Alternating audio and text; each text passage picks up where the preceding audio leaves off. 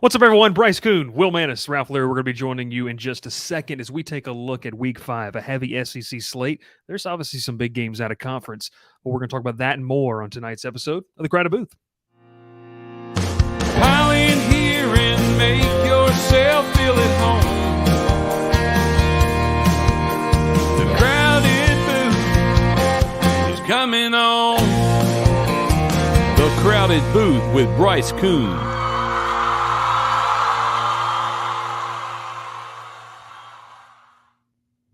Hello, everyone, and welcome. Will Manis, Ralph Leary. My name is Bryce Koon, talking to you over the airwaves tonight. If you're listening on Spotify or Apple Podcasts, whether that's tonight, tomorrow night, or Saturday, maybe you just slacked so bad that you didn't even get in until Saturday.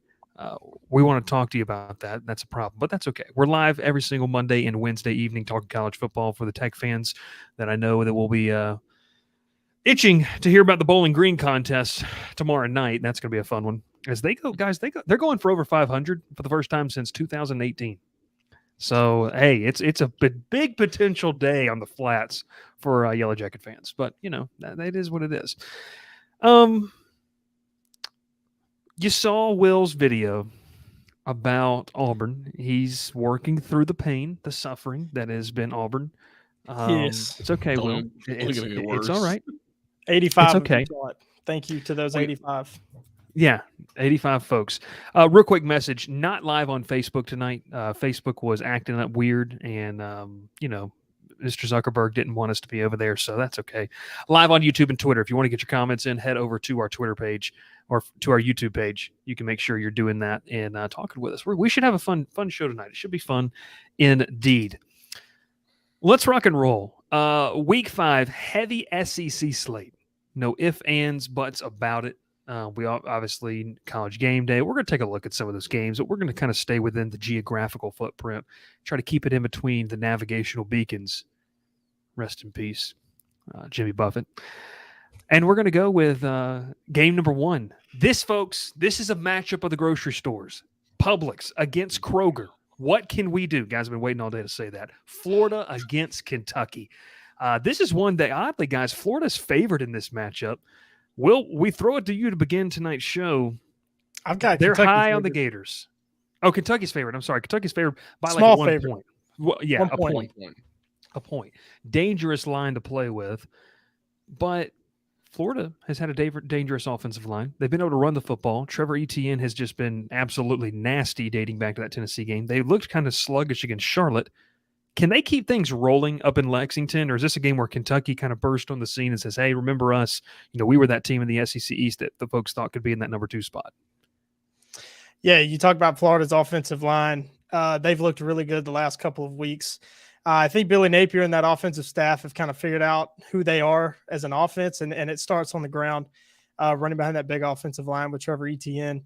They didn't do that well against Utah, and you saw they struggled. So if they want any chance to win this game, they're going to have to run the ball. They've got to get that run game going for Graham Mertz, open up the play-action pass, try to open some stuff up down the field against Kentucky.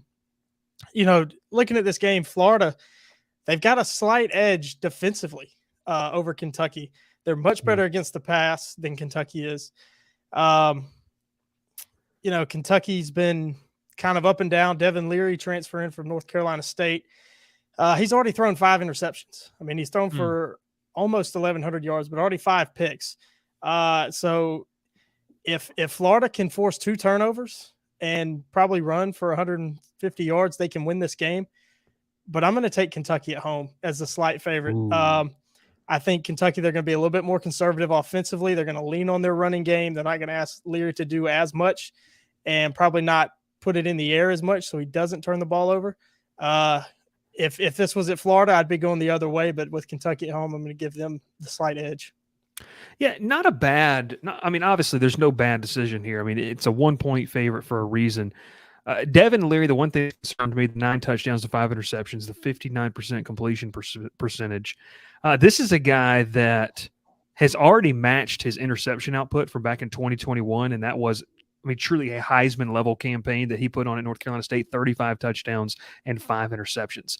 The thing for me in this is Florida's the leader in pass defense, which you wouldn't we really wouldn't think about. It's a revamped secondary, just because Florida's just been kind of weird, especially the Utah. I mean, look game. at who Florida's played. I mean, the only team Yeah. that throws a lot is Kentucky. Everybody else they played runs it a lot. Utah wasn't going to throw it Don't without Cam against the Rising. folks from McNeese State. Don't come on. Well, Come on. they're not SEC level. They're not an SEC level. No, you're exactly right. Level. Yeah. What'd you say? What? They're not an FBS level. What do you mean? Oh yeah, they're not Okay. FBS level. Okay. No, you're right. I think if Kentucky's going to win this football game, I think they need to see. I'll say that I think this is a game where Leary could make his mark, where Devin could really, work off the play action. They've got some weapons. I think they've came into the season with probably the most talented wide receiver room they've had in Lexington in quite a while. We talked about that. I picked Kentucky as kind of my sleeper team to watch in the SEC preseason. But you look at Graham Mertz, Ralph, the numbers don't pop off the page. Under 1,000 yards passing at 976. He's got a 78 completion percentage. This is a guy that's a game manager, and so far he's been doing pretty well at it ever since that week 1 loss to Utah. Yeah, you basically just read my notes 100%. I mean, that's what I had. Graham Mertz, 78% completion rating. He's just doing a job, facilitating it out. Trevor Etienne just got to get going early. This is a guy that in week 1 against Utah had 7 carries for 20 yards. That's unacceptable in my page. He's too good of a running back not to have more than at least 15 carries per game. You saw that against Tennessee. He had more than 15. Had over 100 yards. Had a great game. He can do a lot with the ball in his hands. If they get the ball to Trevor Etienne, let him get some carries. And then let just Graham Mertz just, get the short passes. He doesn't have to throw it 30, 40 yards downfield every time. He just makes a short play. So, I mean, Florida's not looking bad in this option. I mean, look, I know it's at home for Kentucky, but it's a 12 o'clock kickoff. And a lot of weird things happen at 12 o'clock kickoffs for me in the SEC play. So, I'm going to go Florida on the road here. I like Florida in this situation. I think their pass defense is really good. Devin Leary is really good. I like what he's done this year. The only concern is these interceptions for me. It's too many for him this early in the season. They're not running the ball as well as they have in the past, but this is a team that is probably going to air it out more than they usually have in the past. So Tavion Robinson is their number 1 receiver. I'd look to see him going to over 100 yards on Saturday. From 1986 to 2017, Florida won. This is the rivalry that was nearly dominated. And there were a lot of close games, obviously, in between that. But since that, Florida has dropped 3 of the last 5 against Kentucky. Kentucky's been much improved. Mark Stoops, I'll say this, probably one of the best jobs in the country when you talk about expectations and what you can do. Stoops has that in Kentucky. You sit around that 7-9 win mark every year, occasionally get to double digits. You're going to be the head coach for life, it kind of feels like, at Kentucky football. That being said, Florida's lost 2 straight in the series. You both made completely valid points. I wanted to add this to it before I give my prediction. We got a split vote here. Kentucky has not allowed anyone to hit 100 yards on the ground yet this season. Now, they have also played programs and teams that probably us 3 could find a team and beat. So I think that also kind of fits into this right here. The pass rush for Kentucky, they always seemingly, and I know Will and I talked about this off air, but I think we talked about it on the podcast as well. Kentucky always has like that linebacker or defensive lineman that's solid. That's just a solid, potential NFL prospect.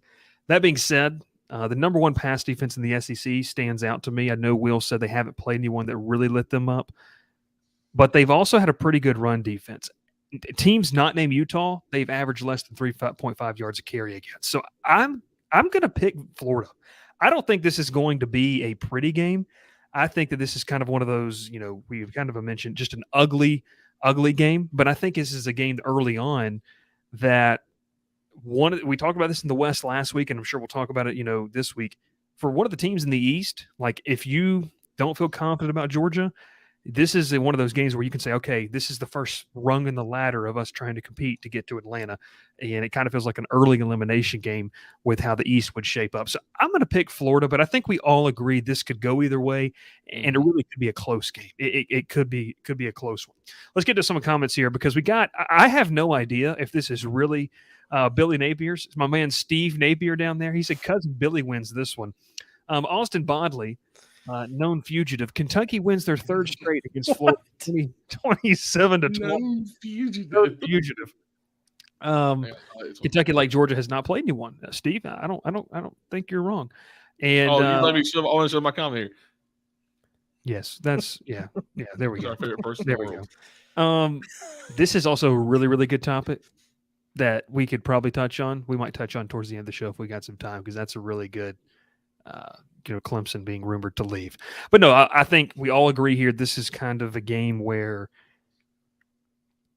it gives you a leg up in the SEC race. And Jonesy over there, with a Jonesy, heck I've of a been game. begging. I've been begging for 15 years for another 3-2 game. I've been begging. For the folks listening, Jonesy, commenter, UF3, UK2, he's rolling with. And I'm sure that'll help in softball recruiting as well for them to be able to get people up there. So let's go to the next game. Let's rock and roll here with the next contest that we've got. We stay in the SEC, obviously a heavy SEC. Stay in the SEC, a heavy SEC slate. Can the Hogs bounce back against the Aggies? Now, I want to speak to this. I'll let Will got to watch the futile attempt against Texas A&M. I got to watch an Arkansas team that I think is way better than their record indicates. This is an Arkansas team that has a really good defensive front. They've been able to pressure the quarterback. Coming into LSU last weekend, they were top 10 nationally in quarterback pressures, top 10 in sacks, I believe, as well. They don't force a ton of turnovers, but something they have done is they kind of found under Dan Enos an offense that they kind of like. And KJ Jefferson, for the first time all year, looked comfortable in that. So, Will, Jefferson, wreaked havoc on LSU. I love their tight end. I can't remember the kid's name. He played a big role. They've got some big-bodied receivers. Can the Aggies defend? This game's in Dallas, I believe. I think they're playing this one in Jerry's World. Yeah. So how do you see this one rolling out? Arkansas A&M. Arlington is Mr. Dallas. Technical. Jeez, just talk. Well, for Texas A&M, I really like the way their front seven matches up against Arkansas's offensive line. Arkansas is going to try to run the ball. KJ Jefferson, a real physical runner. But DJ Durkin, he's an aggressive defensive coordinator. He's going to call plays aggressively. He's going to really try to shut down the run and keep KJ Jefferson from running all over them and make him throw. If you make KJ Jefferson throw, you got a pretty good chance of winning.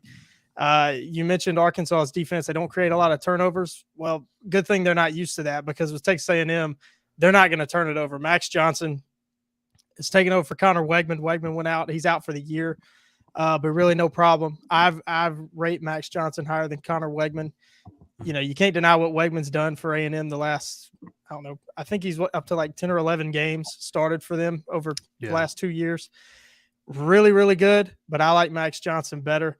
Johnson, in 2+ seasons as a college quarterback at LSU and Texas A&M, he's only thrown 7 interceptions. Last week against Auburn, he came in. That offense didn't skip a beat. Threw for over 100 yards and 2 touchdowns in that second half. So you're not going to get turnovers from A&M. A&M's offense is crisp and efficient. They take shots when they have the opportunity, when they have a chance. They're real patient. It's been a bigger success so far this year than I thought it would, pairing Jimbo Fisher and Bobby Petrino. But things are rolling pretty well in College Station, and I think they're going to keep rolling well against Arkansas. Arkansas played great. They played inspired against LSU. I don't think they're going to have the same juice for Texas A&M that they had for LSU. Yeah. Another note on Arkansas, it looks like Rocket Sanders is going to try to play Rocket Sanders, the running back. It'll be his first game back since the opener, but he'll probably be limited. If he can go for Arkansas, that'd be a huge boost to that offense. It gives them a different option in the run game. So A&M can't just key in on KJ Jefferson. But I really like Texas A&M. I'm going to roll with Texas A&M. They're a touchdown favorite in Arlington. I'm going to go with them.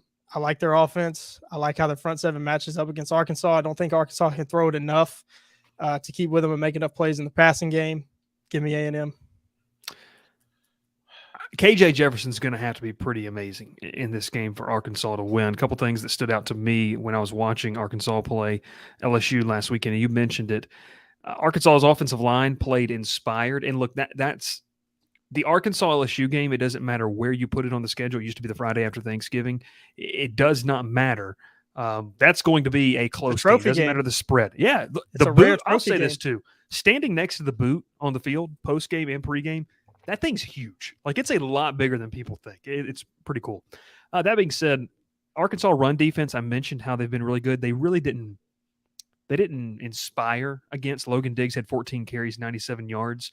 And I think A&M showed, Will, against Auburn that they can lean on the running game when the passing game's kind of struggling to get going. And I don't think we've necessarily seen it all cohesively come together under Jimbo Fisher at A&M quite like that, where both sides are really being able to do some things.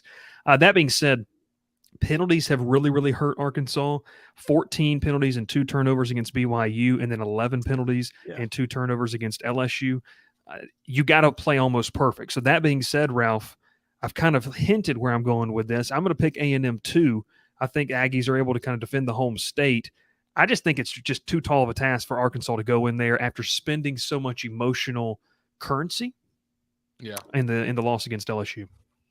Yeah, and I was hoping that no one read the news about Rocket Sanders. I was going to break it hopefully on here. But, Will, you're right about that. Though. Him coming out, and he's going to probably get a limited role. So he's not 100% back. Or he's back, but he's not 100% yet. So, use him at your, as much as you can. Hopefully he makes a few plays for you. But I think A&M's going to be too much for him. They have a terrific receiving crew this year. Evan Stewart is just unreal. Moose Muhammad is just as good. He's not even getting the ball that much this year. And I wrote down here, no Wegman, no problem. Max Johnson is just as good, and if probably better. We saw that on Saturday. He did look really, really good though last Saturday. And I will say this: he looked good. And no offense, Will, is against an Auburn defense that's good but not great. I don't really know if Arkansas's defense is even much better, honestly, because they gave a lot of points to LSU. So this is a game where I think Max Johnson just plays great. I think he'll just go out there and ball out. You got a lot of weapons on your offense. Use them to do everything you can. Let your defense get some rest. Don't let them be on the field too long like they were in Miami. Just play your game. Don't do anything too special. You're really good. You got a lot of good help around you. You got a great offensive line. Yeah, I think A&M rolls in this game pretty easily. Yeah, Jonesy with his – go ahead. I was going to say, Max Johnson has the intangibles. Whenever I've seen him take the field, even his first game at LSU, he's never looked like the moment's too big for him. He's always calm. Sure. He's always relaxed. I mean, he's got great genes. He's got a Super Bowl winning quarterback as a dad, and then his mom was a college athlete too. I can't remember what sport she played. And his uncle's Mark Richt. And his uncle's Mark Richt, and his brother is his tight end. So that's a great gene pool. So he's got everything going for him. Yeah, Jones is going to tell us to take the under. He's got the Hogs getting 2 safeties. The Aggies only getting 1. But all together here, and this is something too. And Austin, I'm glad you pointed this out because this is the last note I had. Pittman last week against Arkansas used those timeouts early, and it really hurt him. It really hurt. They couldn't hear anything. Yeah, they couldn't hear anything. I want to say it was like the second or third drive of the third quarter. I was like, what is going on here? Yeah, it's something where I think A&M's line is going to be able to dictate what they want to do on both sides of the football. You mentioned, guys, the last 6 of these have been dogfights in different ways. We've seen high-scoring affairs. We've seen, just 4-2 slobber knockers that my man Jonesy wants to see. That being said, I think we're all in agreement here. I think A&M wins this one, and don't look now. The Aggies, this is what it took, guys. It took a really, really great day from Tyler Van Dyke to beat Texas A&M. Like a really, really good performance. 5 touchdowns, over 400 yards passing. I just don't think KJ Jefferson has that. He's been very accurate, but they're just not super explosive down the field. The weakness in A&M's defense is that secondary. Yeah. The front 7 is far better than the secondary. And that's going to be the issue for Arkansas in this one. Jefferson can't throw it and beat them through the air. Yeah. No, I'm with you. I do think the line on this one is it A&M's -7? Is that what we've seen? A&M -6.5. Yeah. Yep. I think Arkansas could cover. Like I don't think A&M blows them out, and we won't get into all the gritty details of it, but I think that's something that could happen. Let's roll the next game in the SEC and another fun matchup. We don't have to go too much into this, and Will, you can pull the Herbie here if you'd like. You can. You don't have to give a pick because tomorrow we're going to have a friend of the show. He's not the intern. Dr. Bob's the intern. Palmer Tom's going to be coming on. Make sure you check the channel out for a full preview. Go ahead. This one, though? Yeah. Will, are you okay with that? You don't have to give a pick. You can just give some analysis. How about that? Yeah. Okay, so we'll go Ralph first. We'll go Ralph, myself, and then you at the end. So Go I have a Ralph. question for you. It's just quick. It's Okay, is well, we'll DeMario, come back to the 3-person screen. Look, man, sorry. Is Damari Austin a go or no? No, Damari He's Austin is not. a no-go. All right. Austin No, is we're good out. now. He's out All right. indefinitely. They're having to run tests on a separated shoulder. They don't know how bad it is. They don't know if it's bad enough to require surgery or not. But he is a definite no-go for this one. All right. I'm gonna take over here. All right, we're good. Look, this is a rough one for Auburn. He's Jonesy with the comment, Auburn forfeit. But anyways, keep going. You're a 14.5 point underdog at home. That's never pretty to look at. UGA's defense and pass rush is unreal this year. I like Michael Williams. I like everything Georgia's defense. Michael Williams did not play last weekend, by the way. So I don't know what we'll talk with Palmer about that as he goes. Play, UAB. Palmer barely watched it. Keep going. Shocker.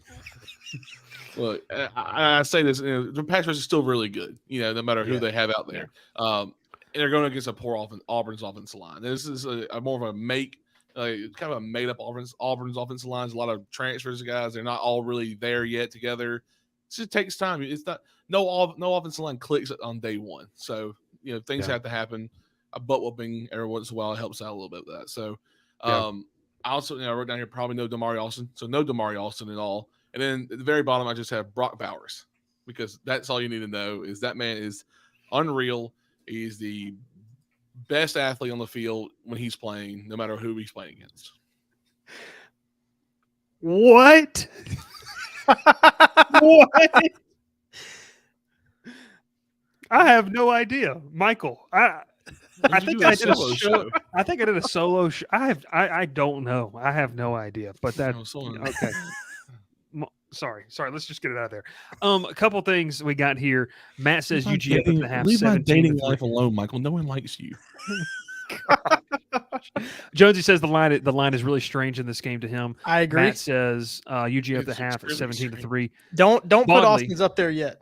Okay. No, his first one. Put that one. You can put that one. Okay. Leave the other one. I got you. Talk about that. Starks is the highest graded safety in the FBS. Well, I love that top comment though that Austin has. I love it. Well, we're going to get to that because that's going to be part of your analysis. This is a team in Georgia that no one feels bad for, but we mentioned this. They're not full strength. Like, they don't have their full complement of weapons offensively. They've been playing number 86, Dylan Bell, at running back. Will and I've been in the camp. Change the kid's number and let him play running back. He's a running back. They've kind of found something with Trent Griner's childhood friend, Colquitt County's finest, Dejon Edwards, who's a good running back, a really solid running back for Georgia. That being said, he's been there for 20 years. think that, and this is going to be bold, I think if Georgia just duct tapes enough, they get enough Gorilla Glue.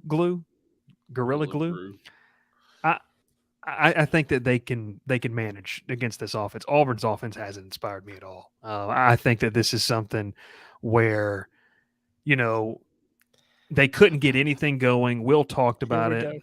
Yeah, it's okay. We'll let you talk about it here in a second. Mistakes, 10 penalties. I'm sure you talked about it, Will. The 10 penalties that Auburn had really, really hurt. They would have to play completely error-free in this game. But I will tell you this, and it wasn't nearly the same talented team as they had in 2017, but I remember walking in there, and I remember, Will, you were there. It was about 27 degrees with a wind chill. It was freezing, especially I was sitting literally at the top seat in the upper deck. I was in the upper deck. Georgia was number 1 in the country, and Auburn started fast. I think if they're going to have any type of upset bid, Georgia has sleepwalked through 4 games. They just have. You're going to have to start fast, because if Auburn, and look, I stay convinced that is one of the toughest places to play in the country, no matter the record of the team. Ralph was in the building last year when they played A&M in that game. They were absolutely terrible. It's very interesting. We're going to get this absolutely banned. Get it out of there. We're blocking that user immediately. That being said, no, I didn't really block. I just deleted the comment. That being said, Auburn in this game for me is really, really going to have to. Auburn's really, really going to have to start fast. And I think you can agree with that. Like, this has to be on fire coming out They're just going to have to be. And I'll answer this real quick, Steve. They changed the game because Auburn didn't like the fact that they had to play Georgia and Alabama back to back. So then they said, "Guess what? You'll play LSU." No. Right? It wasn't back to back. No. So when take the floor, just Texas roll for the next A&M minute and a half. When Texas A&M and Missouri joined the SEC, it threw off the home and aways for Auburn. So it was really about recruiting. Auburn only had one big home game in November, one conference home game in November every other year, and that really hurt Auburn in recruiting. So they agreed to move it up into October to stretch it out. Now Auburn, like this year, Auburn has Arkansas. Wait, that's a road game. No, it's a home game. Arkansas at home in November this year. So it's really about recruiting. But Bryce, back to the game Saturday. Auburn's got to start fast. No doubt about it. You hit the nail on the head. That Auburn's got to get their crowd into it. Jordan-Hare, there's an electricity. There's magic in that place. I've seen it many, many, many times. Many. Auburn, if Auburn gets off to a hot start, keeps the crowd in it, gets loud, they get a couple scores, they get a couple stops on defense. Anything can happen. That place is going to be loud. If this is a game at halftime, or even if Auburn's leading at halftime somehow, it is going to be so loud in that third quarter. There's only a small handful of times that I've been there and for a big game like this, and Auburn, we fans got just sent out of the building early. Last year was Penn State, and I was at that game as well. And so if Georgia can come in and shut down Auburn's offense, which they probably will do, it's going to get quiet and it's going to get empty pretty quick. 2012 A&M. That's the only game I've ever left at halftime. Georgia offensively, there've been a lot of question marks, a lot of finger pointing at Mike Bobo. Did you know Georgia's averaging 41.4 points per game this year? I don't think that's a problem with play calling. I don't think the offense is the problem. I think their offense has been really vanilla, which a lot of people don't want to see. Yeah. No, I mean, they don't want to see Jonesy, that. I'm not talking to myself. I'm not trying to, I don't think Auburn's winning this game. I'm not trying to talk myself into it. Auburn, interesting note, has not thrown for over 100 yards in 5 straight Power 5 games dating back to last year. That is pitiful. Absolutely pitiful. I'm going to go out on a limb and say it's going to be 6 in a row. No matter who's playing quarterback, I think for Auburn, for this game, this matchup, the way Auburn hasn't been able to throw the ball the last 2 years, you start Robbie Ashford. Go ahead and throw Austin's comment up there. It doesn't have Ralph, to you be. Got him, my friend. Oh, I got you. Yes, So sir. Austin says, I got you. put Ashford in the wishbone if you want a chance. No joke. Doesn't have to be wishbone. I said it when Ashford took over last year, when Cadillac Williams took over. Put 2 running backs, Jarquez Hunter, Brian Battie, next to Ashford in the shotgun, and you just run triple option every time because Ashford's such a good runner. Auburn can't throw the ball anyway. Why not try it? We got my man Ed Jenkins in here. As an outlier, Auburn has as much chance this game as I do winning a Nobel Peace Prize is what he's trying to say in astrophysics. That's probably true. Probably true. That makes a lot of sense there. Hey, there you go, Will. Matt. Will's definitely being realistic. So yeah, if Auburn keeps it a game, I'm telling you, there's magic in those walls of Jordan-Hare Stadium. Auburn has won many, many home games that they've had no business winning. That doesn't mean that there's no chance. Well, Jonesy says there's not. Charcuterie in Oxford. Zach, pipe it up. That's a pipe it up perfect for the segue. charcuterie Perfect in segue. Oxford. Let's just move talk on. That's about perfect Oxford. segue. That old Nobel Prize. This is getting off the rails. Rachel, we appreciate you as well. All right, let's move on to the next topic. Zach, first off, I want to shout this out. Zach and I have been talking a lot about charcuterie boards lately on the LSU beat. We got to get you on, Zach, as a guest picker at some point, though. We will. We'll do that indeed. Can Ole Miss avoid a collapse against LSU? This is something where, obviously, I mean, I'll be in the building here. LSU offensively is humming along after kind of what they did against Arkansas. The last 6 drives, able to put up points, bookended with the field goals to win the game. That being said, Ole Miss, guys, I didn't look back at this. I'd imagine the last time they scored 10 points in a game, what had to be maybe before Lane Kiffin got there or one of the early years. What they were unable to do against Alabama was just kind of weird to me. That being said, when you look and kind of see what the Rebels have to do in this game, that and Rachel, we got you right here. Absolutely love it. Rachel's going to be at the building as well. That being Bryce, said, go ahead. 2021 Sugar Bowl. Baylor How many they scored? 21-7. Okay, but that's a bowl game. I'm not counting the bowl game. Matt Corral didn't play in the bowl game, so yeah, we're not even. He counting did. That. He got hurt. He in the did. Bowl game. He got hurt in the bowl game. So yeah, it's whatever. That being said, will Ole Miss defensively? They're susceptible to some things. I'm rocking the Haynes King Georgia Tech tee because Haynes King put up 300 yards against them. Jalen Milroe in Alabama looked their best they had all season against this, and that's saying something against an offense that I don't really think is all that good. That being said, Ole Miss in this football game, they get it at home. They get it under the lights at Vaught Hemingway. It's going to be a crazy crowd. I put them on Twitter. LSU's preparing, for the crazy environment. This is a make or break game for Ole Miss. You either put up or shut up in this one. If you're Ole Miss, you've got to kind of take a stance. You got to kind of get back in this SEC West race. If not, it's probably too deep of a hole to climb out of. Yeah, for me, for LSU, for Ole Miss, for me, it starts with the running game. Their running game has been bad this year. Quinshon Judkins is the key, no doubt about it. He's one of the best backs in the SEC when he's healthy. He's been banged up for a lot of the year. Got the bulk of carries against Alabama, but just wasn't very effective. So they're going to have to feed him the ball a lot. But I think Lane Kiffin's got to mix in Ulysses Bentley some more. I mean, that dude, he is electric. He's the speed back of the two. Judkins will just run it up the middle and pound. Bentley can get outside and run for days. I think he had one carry against Alabama. He's got to have more touches. Have more touches. He gives him a different look, a different element. So they got to run the ball. Another thing at play here is Ole Miss probably has a bad taste in their mouth from how they played last week and how they played last year at LSU. Remember, they went into Baton Rouge undefeated. I think they were top 10 in the country. Their best start in 50, 60 years, however long they were riding high. They were riding high. Mm-hmm. And they went in there and they just got stomped. So a lot of those players are back, and I think they want to right that wrong. But for LSU, I think their pass rush will be the difference in this game. Their defensive line led by Mason Smith, I think they can really clog up the running game and really slow down that run game. But we know Ole Miss has balance. We know Jackson Dart can really sling the thing around. He's got a lot of different receivers on the outside he can go to. I think Harold Perkins is going to get to him a lot. So I'm going with LSU in this one. They're a 3-point favorite.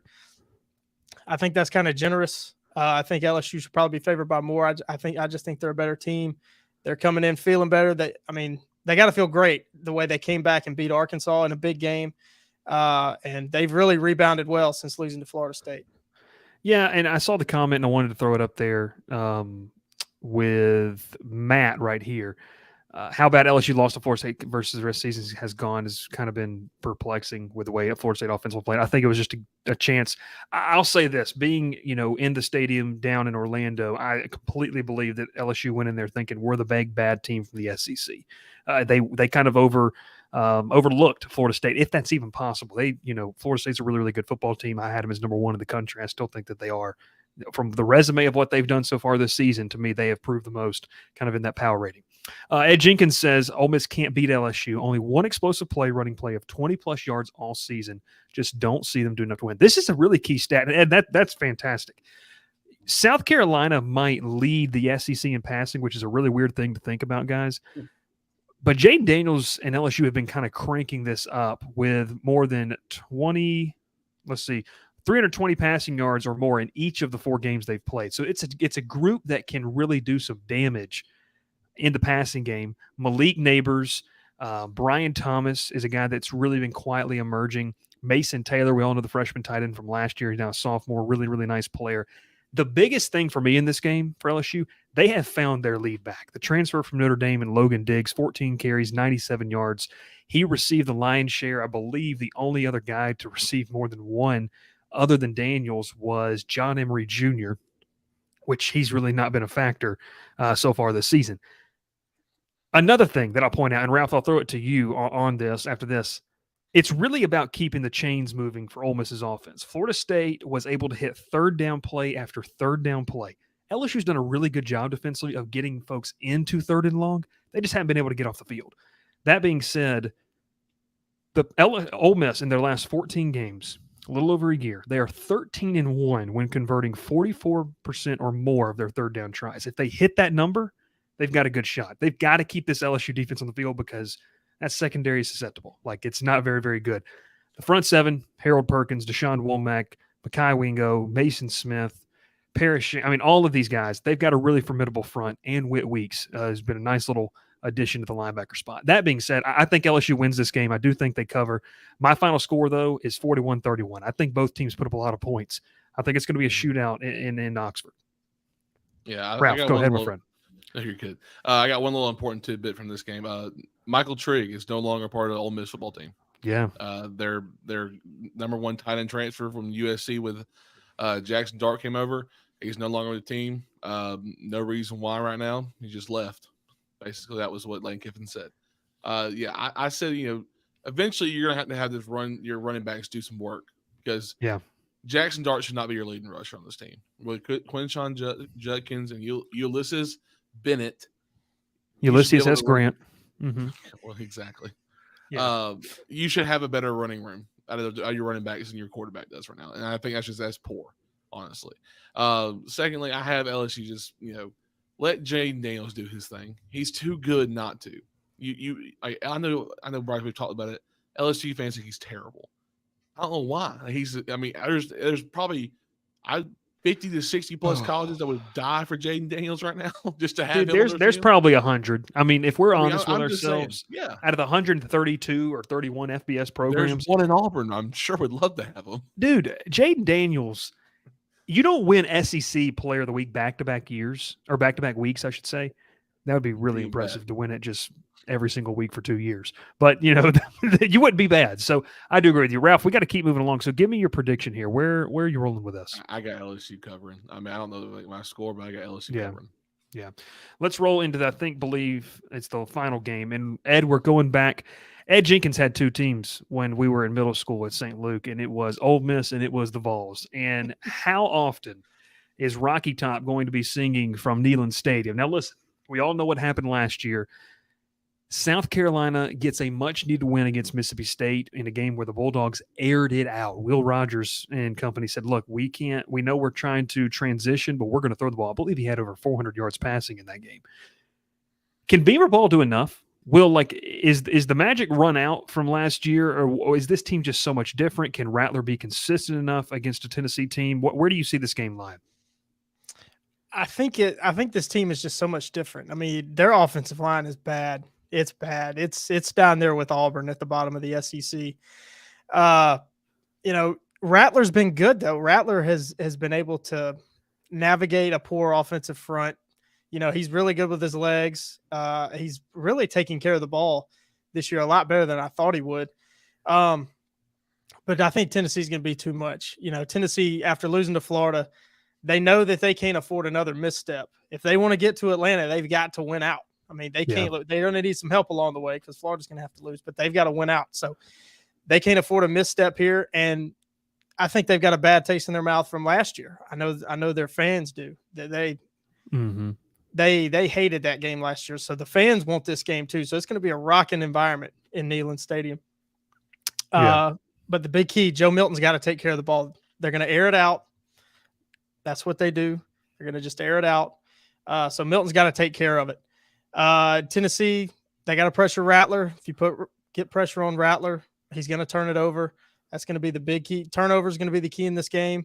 You just got to try to force Rattler into making mistakes. Rattler's looked real comfortable in the South Carolina offense the last 2 years, year and a half. Mm-hmm. Been much better than he was at Oklahoma, I think. But Tennessee, they got to put pressure on him. They got to find a way to do it. So I'm going to go with Tennessee. I think Tennessee can kind of score at will. I think they've adjusted their offense. They've figured out what they can and can't do with Joe Milton. And they're going to force errors from Rattler and get a big win at home.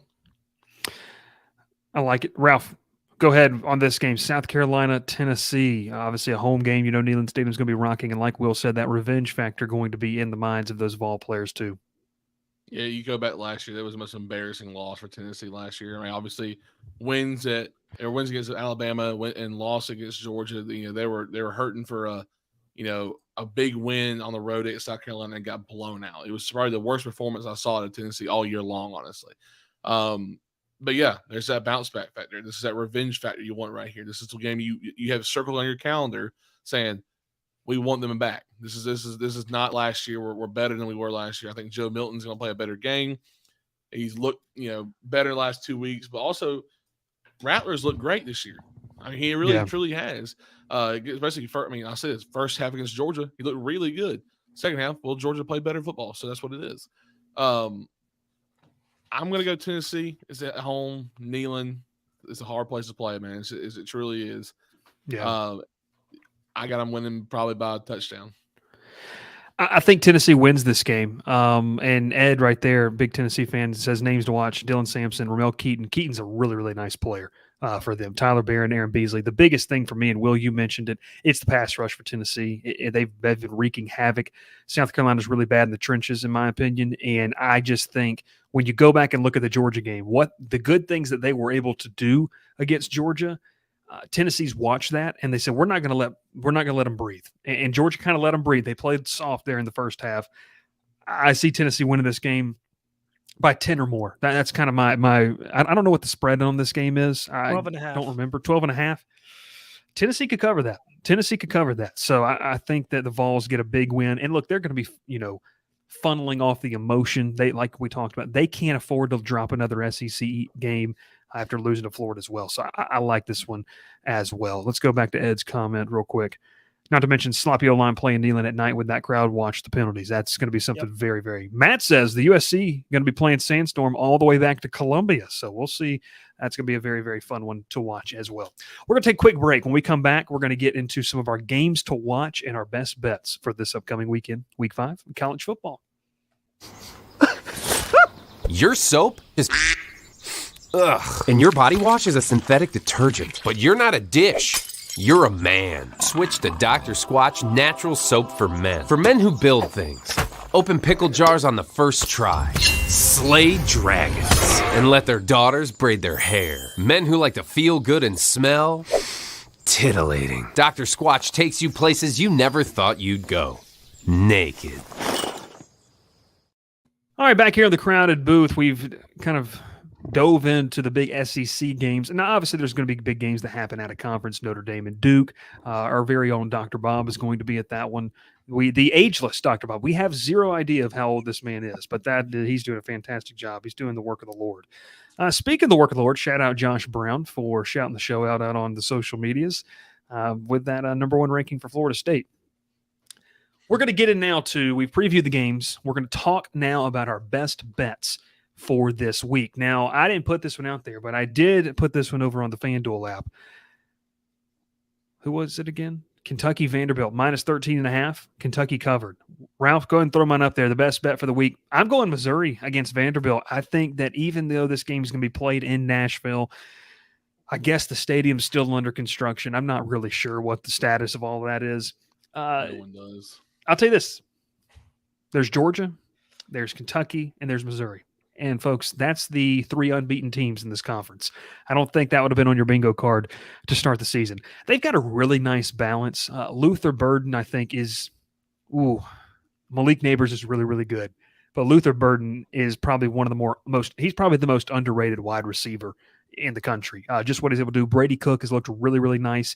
Vanderbilt can't really run the ball that well, and I just don't think this is a game that they're not going to be able to really stay with Missouri over the course of 60 minutes. One more tidbit on this.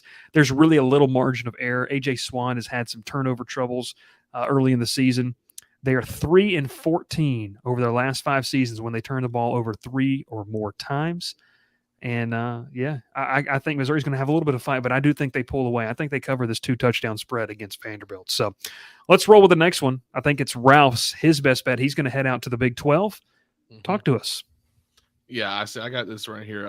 I just feel like 16 has a lot of points for Texas. Their defense is look kind of weak the past 2 weeks.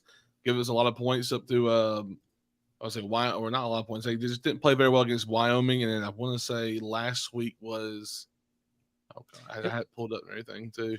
About Baylor. Texas? Yeah, they Baylor. stomped. They Baylor. covered again. 38-6 was the final. Yeah, but Wyoming was a bad performance in my opinion. 31-10 should Yeah. not have been the score. They should have blown them out.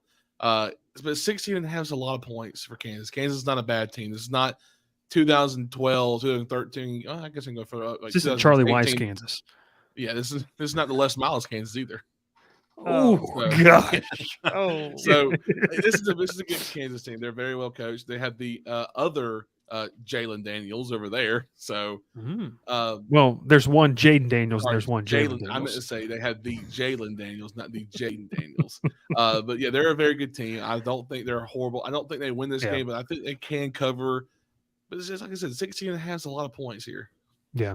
No, it is a lot. It is a lot. Will, let's go to yours. I know we got a couple comments. We'll get to it after this.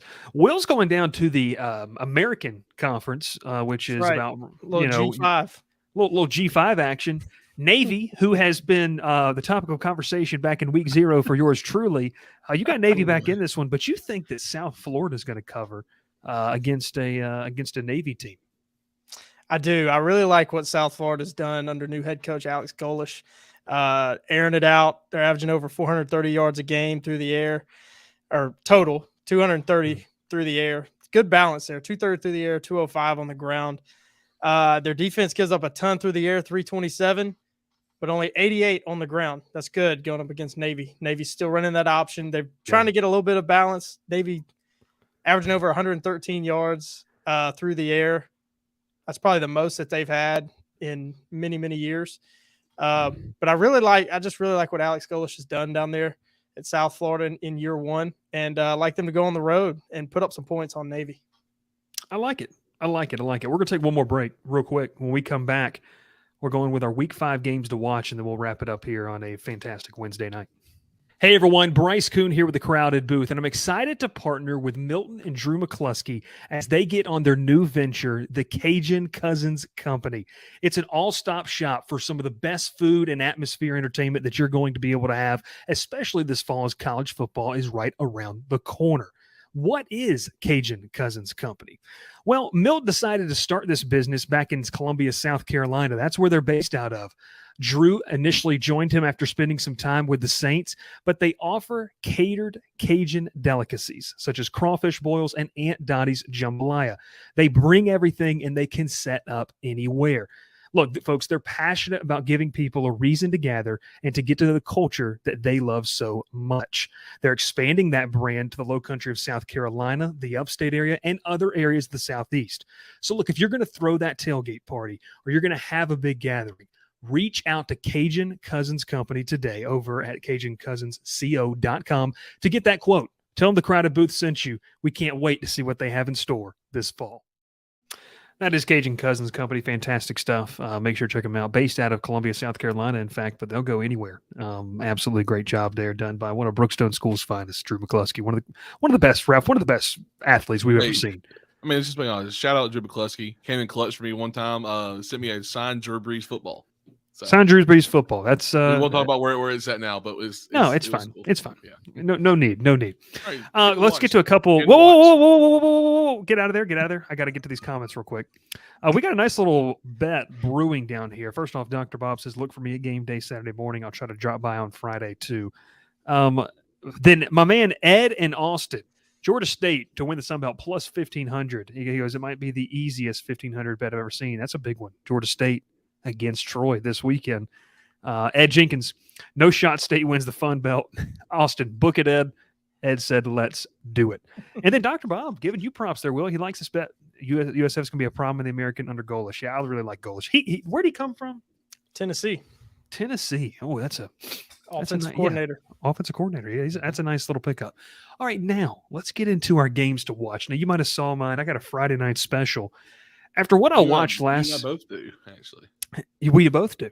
After what I watched out of NC State on, was that last Friday night or last Thursday night? I don't remember. I think it was Thursday night against Virginia. First off, Virginia is quickly becoming one of the worst FBS programs in the country. So Georgia Tech, you better not lose to them in Charlottesville, or that is listen. I'm for you. I'm for you. These two guys, they're going to have a field day if you lose that game later in the season against Virginia. That being said, this is a really, really big game in the fact that NC State's an underdog at home, but Louisville's undefeated, and they're not ranked. And, Ralph, you mentioned, I think it was Miami, Florida State, and Duke as three teams in the ACC that could challenge. Louisville, to a lot of people around the nation, were kind of some dark horses heading into this season, and they've just quietly, ever since that opening game against Georgia Tech, continued to pile up wins. But this is another test on the road against NC State. I'm excited to watch this game. Not a lot of analysis in this, but we're just talking about games that we really are excited to watch. Louisville against NC State. Brennan Armstrong, reunited with his OC. That'll be one that I'm tuned in on Friday night. That should be a fun one. I mean, those ACC Thursday night, Friday night games are pretty fun, unless it's Georgia Tech against Virginia last year, which was just the worst performance of football I've ever watched in my life. But yeah, that's where I'm going. Let's go with it. Go ahead. This is the CW game of the week. Oh, geez. Jeez, I hope not. The CW just absolutely needs to get out of there. Let's roll. Will, what's yours? Ralph, go and throw his up there. Staying in the ACC, Clemson goes to undefeated Syracuse. Syracuse starting 4-0. Garrett Schrader, Mississippi State transfer, back as the starter at Syracuse and off to a good start. Getting up close to that 70% completion percentage. Yeah. Really impressed. Syracuse averaging over 500 yards of offense. They've been really, really good the first 4 games. And I said on Monday night's show, don't count Clemson out. This is a big test for them right after that tough game against Florida State. Going to a place where we've seen them lose before at Syracuse. This is always an interesting matchup, these two teams. But I'm just really excited to see, how does Clemson respond? Does Clemson finally get their first conference win? And does Syracuse keep it rolling? Yeah, Dino Babers, I really like him as a coach. And Garrett Schrader is a nice veteran quarterback to have. And look, you mentioned going up there. What do they call that place? What's it called? So it's as people know, it's a massive dome that they play basketball. It's way too big. It's now called the JMA Wireless Dome. It was called something else. The Carrier Dome, right? I think it used to be the Carrier Dome. I almost said the Kitty Dome, but that's Sunbelt's finest in Idaho. But no, I do agree. I do think this is going to be a fun game to watch. Now, Ralph, you're leaving the ACC, and you got another one. I think you're going for a little bit of a later kickoff there between Utah and Oregon State. Well, I'm staying on Friday night with you. This is a 9:00 kickoff Friday night. Undefeated Utah is going to Oregon State, who's looked a lot different than they have the past few years. DJU, their starting quarterback, he's looked really great the last few weeks. Last week they had a shootout with Washington State. It didn't go their way, but they're at home. They're a 3-point favorite. And like Will told me earlier before the show started, Cam Rising still. Can Utah's offense do enough to stop or to keep up the score, or are they going to be just slow and have nothing going for them? I think Oregon State pulls this one out. I think they cover. I think we see the last time Utah's going to be in the top 10 for a while, because this is a hard game for them to win with no Cam Rising. Yeah. Also, Oregon State is going to be looking for some revenge. Last October, Utah beat them 42-16. So that was something that that revenge factor. DJU has been really nice in that offense. I do agree with you. I kind of like Oregon State fighting for their Pac-12 title hope lives. Mm-hmm. And Ralph said on Monday night he thought the ACC was a little bit better than the Pac-12. I think, though, that the Pac-12 has more quality teams. Like, I think Florida State's the best team in between the two conferences. Just for me, I think they're better than Oregon, but I think that the Pac-12 is going to be super fun to watch each and every single week with all those great teams. Pac-10, I think, is so far been the deepest conference in the country. Yeah. Yeah, the Pac-2. Let's just keep dwindling down to whatever they are. The Pac-1.5. Hey, Washington State, Pac-2 champs. Give them the trophy. Pac-2 champs. There we go. Absolutely. Got to love it. Hey, my name is Bryce Koon. These two guys, Will Manis and Ralph Leary. We appreciate you so much for joining the show tonight, talking once again every single Monday and Wednesday. Mondays, we recap the action that was the previous Saturday. Wednesdays, we take a look ahead. Now, if you're a Georgia Tech fan, We're going to catch you tomorrow night talking about what the Jackets need to show against Bowling Green to get over 500 for the first time in 4 years. That's going to be something very, very interesting to see. One more message from our intern down there. Jonathan Smith is the most underrated coach in America. I saw them hang in 2019 in the Civil War game. I think Dr. Bob has been to every single college football game that we've ever talked about on this show, and it's absolutely. He goes, the Beavers win in Corvallis. Absolutely book it. Will Mannis, Ralph Leary. My name is Bryce Georgia Koon. preview tomorrow. Preview tomorrow. Full Auburn, Georgia preview tomorrow. Palmer Thomas, myself, and Will, Ralph running the show behind the scenes. As we're going to talk about that. We're trying to get that out before noon Eastern. And then we're going to be live tomorrow night. And then we'll catch you again on Sunday, Monday, Wednesday, Thursday next week. Be a lot of fun. Tons of fun. And that's all we got. I love the Georgia State, Georgia Southern conversation. That's just going to be Sun Belt's a lot of fun. Will Mannis, Ralph Leary, my name is Bryce Koon. We'll catch you next time here on another episode of The Crowded Booth.